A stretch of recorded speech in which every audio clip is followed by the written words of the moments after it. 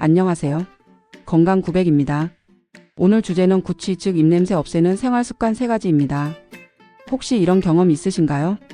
누군가와 대화를 나누는데 그 사람의 표정이 순간적으로 찌푸려지는 거예요. 설마 내 입에서 냄새 나는 건가? 그 순간부터 말수는 줄어들고 자신감도 떨어지고 하루 종일 기분이 찜찜하죠. 구취는 단순한 위생 문제를 넘어서 사회생활에도 큰 영향을 주는 요소입니다. 특히 가까이 대화해야 하는 순간이나 소개팅, 면접, 발표 같은 중요한 상황에서는 입냄새 하나로 인상이 확 바뀌기도 하거든요. 그래서 오늘은 누구나 쉽게 실천할 수 있는 입냄새 없애는 생활습관 3가지를 소개해 드릴게요. 전문적인 팁과 함께 실생활에 적용할 수 있도록 꼼꼼히 설명드릴 테니 끝까지 집중해 주세요. 그리고 마지막에는 짧고 강력한 요약도 준비되어 있으니 놓치지 마세요. 그럼 바로 시작해 볼까요? 첫 번째 습관, 물을 자주 마셔라.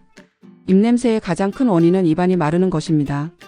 입이 마르면 침의 분비가 줄어드는데 이 침이 사실 입안의 세균과 음식물 찌꺼기를 씻어내는 역할을 하거든요.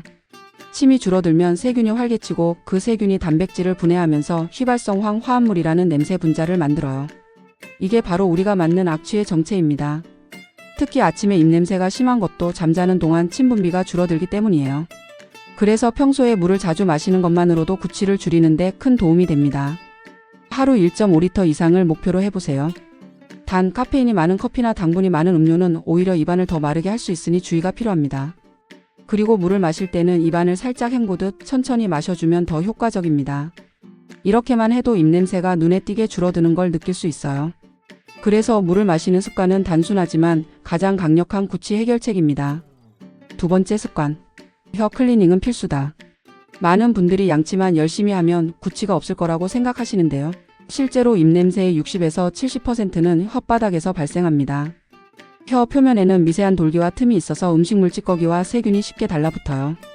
이것이 쌓이면서 설태가 형성되는데 설태는 곧 입냄새의 주범이 됩니다. 그래서 아무리 양치를 깨끗하게 해도 혀를 닦지 않으면 냄새는 사라지지 않아요. 혀 클리너 즉 혀 스크래퍼를 사용하면 이 설태를 물리적으로 제거할 수 있습니다. 사용법도 간단해요. 아침에 일어나자마자 또는 양치 후에 혀를 앞에서 뒤로 3에서 4회 부드럽게 긁어내는 겁니다. 너무 세게 긁으면 미세 상처가 날 수 있으니 조심하시고요. 또한 칫솔 뒷면에 혀 클리너가 있는 제품들도 많으니 활용해보세요. 그래서 혀 클리닝은 하루 2번 아침과 저녁에 꼭 습관처럼 해주세요. 이렇게만 해도 입냄새가 50% 이상 감소한다는 연구 결과도 있습니다. 정말 효과적인 습관이죠. 세 번째 습관, 식습관 관리도 중요하다. 세 번째로 중요한 건 음식 조절입니다. 모든 냄새는 결국 몸 안에서 만들어지기 때문에 입냄새도 우리가 먹는 음식과 매우 밀접한 관련이 있습니다. 대표적으로 마늘, 양파, 김치, 커리 같은 자극적인 음식은 먹은 후 수시간 동안 입냄새를 유발합니다. 이런 음식들은 휘발성 화합물을 포함하고 있어서 먹고 난 후에도 위에서 계속 소화되는 동안 냄새가 올라오기도 해요. 그래서 중요한 약속이 있는 날에는 이런 음식은 피하고 입냄새를 줄여주는 음식들을 섭취하는 것이 좋아요.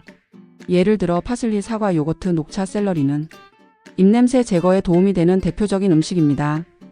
특히 사과와 요거트는 구강 내 유익균을 증가시키고 입안의 산도를 낮춰서 세균 활동을 억제해요. 또한 식후 껌을 씹는 것도 침 분비를 촉진시켜서 입냄새 예방에 효과적입니다. 그래서 식단 관리까지 병행한다면 입냄새는 훨씬 더 쉽게 사라질 수 있어요. 보너스 팁, 입냄새 작아진 방법. 여기서 잠깐 내가 지금 입냄새가 나는지 스스로 확인할 수 있는 방법도 알려드릴게요. 첫 번째는 손등 테스트입니다. 손등을 핥은 뒤 10초 뒤에 냄새를 맡아보세요. 두 번째는 면봉 테스트입니다. 면봉으로 혀를 살짝 문질러서 그 냄새를 맡아보는 거죠. 이 2가지 방법은 간단하지만 꽤 정확하게 구취 여부를 알 수 있어요.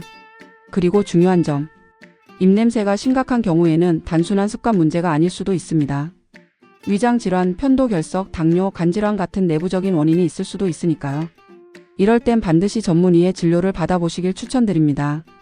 하지만 대부분의 사람들은 지금 소개한 3가지 생활 습관만 잘 지켜도 구취 문제에서 벗어날 수 있어요.